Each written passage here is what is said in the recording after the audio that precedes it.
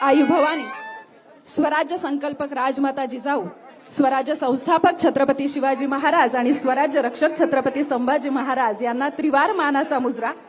सन्माननीय व्यासपीठावरील खऱ्या अर्थाने राजकारण हे फक्त अभ्यासाची गोष्ट नाहीये, तर प्रॅक्टिकल नॉलेज फार महत्वाचं असतं हे शिकवणारे आपल्या सगळ्यांचे नेते म्हणजे माननीय पवार साहेब.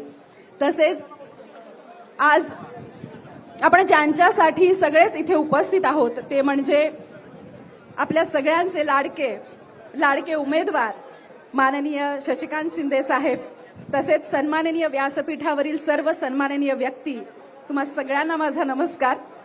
अर्थातच आज तुतारीचा आवाज ज्या पद्धतीने भिडलाय त्या पद्धतीने मला खात्री आहे की आपला उमेदवार हा विजयी झालेलाच आहे.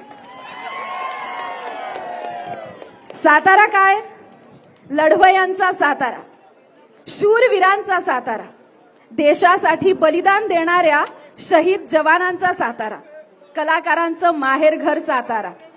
पण इतिहासाची पानं जेव्हा जेव्हा उघडली जातील तेव्हा तेव्हा सुवर्णाक्षरात एकच शब्द लिहिला जाईल आणि जो आपण सगळ्यांनी वाचला जाईल तो म्हणजे निष्ठावंतांचा सातारा.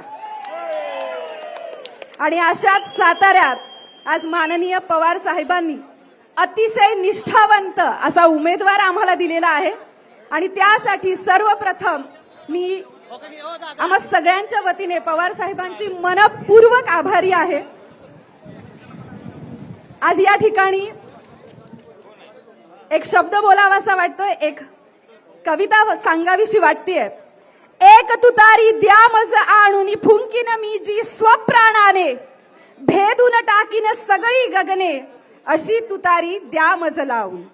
आणि ही तुतारी आपण त्याच माणसासाठी हातात धरलेली आहे जो माणूस अत्यंत निष्ठावंत आहे, जो माणूस आपल्या सगळ्यांचे प्रश्न हा पुढे जाऊन विचारणार आहे. माननीय शशिकांत शिंदे साहेबांच्या रूपाने गोर गरिबांचे प्रश्न मांडणारा एक बुलंद आवाज आपल्या सगळ्यांना लाभलेला आहे. आज शिंदे साहेबांनी 1000 कामं केलेली आहेत, मी त्यांची गणती करत नाही, पण माझ्यासाठी माझ्या मनात भिडलेलं एक महत्वाचं काम आणि मला खऱ्या अर्थाने वाटतं आज जेवढे तरुण मुलं इथे उभी आहेत त्यांनाही त्याचं निश्चितपणे कौतुक वाटेल. ते काम म्हणजे मराठा आरक्षणाच्या वेळी मराठा आरक्षण हे नवी मुंबईला धडकलं.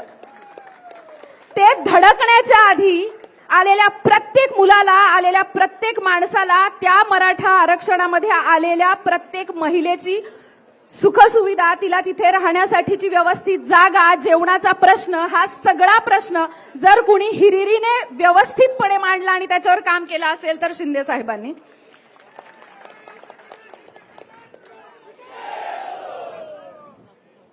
अन्न, वस्त्र, निवारा, आरोग्य, शिक्षण, दळणवळण, शेतकऱ्यांना हमी भाव हा तर सगळ्यात महत्वाचा प्रश्न आहे. शेतकऱ्याची लेक आहे, पण शेतकऱ्यांना विचारतोय कोण, तर शेतकऱ्यांना विचारतात फक्त पवार साहेब. माझे वडील कैलासवासी प्रदीप कुमार महांगडे जे आयुष्यभर पवार साहेबांचे कार्यकर्ते म्हणून राहिले आणि आज मला खऱ्या अर्थाने त्यांचा झेंडा हातात घेताना अतिशय अभिमान वाटतोय. आणि कुठेतरी माझ्या वडिलांचं स्वप्न जे होतं त्याच्या एक पायरी मी चढली आहे असं मला वाटतंय. राजकारण हे विकासाचं असायला हवं आणि जर सगळेच म्हणतात की हे राजकारण हे देशाचं आहे, ही आत्ताची निवडणूक देशाची आहे, तर मुद्दे सुद्धा त्याच पद्धतीने असायला हवेत. पण वारंवार आपण बघतोय आता सोशल मीडियाच्या माध्यमातून सुद्धा अनेक प्रश्न आहेत ज्याबद्दल उत्तर मिळत नाहीयेत. मागील 9 वर्षात देशावरील कर्जाचा भार हा 3 पटीने वाढलाय. माननीय माजी पंतप्रधान माननीय मनमोहन सिंगजी जेव्हा पाय उतार झाले तेव्हा कर्ज 58.5 लक्ष करोड इतकं होतं. मी चुकले तर मला प्लीज बरोबर करा. मात्र आत्ता कर्जाचा आकडा जो माझ्या हाती आलाय तो 155 लक्ष करोड रुपये इतका आहे. तर या कर्जाची भरणी कोण करणार याचा अर्थ आपल्यावर ते कर्ज किती आहे याचा सुद्धा विचार करायला पाहिजेत. बेरोजगारी आहे, त्याच्यावर प्रश्नचिन्ह आहे, महागाईवर प्रश्नचिन्ह आहे, भ्रष्टाचार, आरक्षण, शेतमालाला हमी भाव नाहीये.